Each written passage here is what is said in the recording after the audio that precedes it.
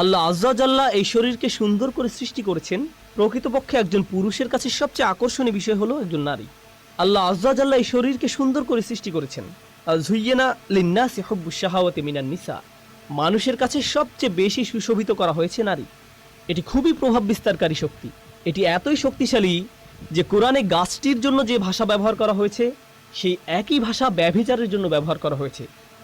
লা তাকরাবু হাযিহিশ শাজারা লা তাকরাবুজ জিনা লা তাকরাবুল ফাওয়াহিশ, ব্যভিচারের কাছেও যেও না, কোনো নারীর সাথে অবৈধ সম্পর্ক করার কাছেও যেও না, কোনো ধরনের নির্লজ্জতা এবং বেহায়াপনার ধারে কাছেও যেও না।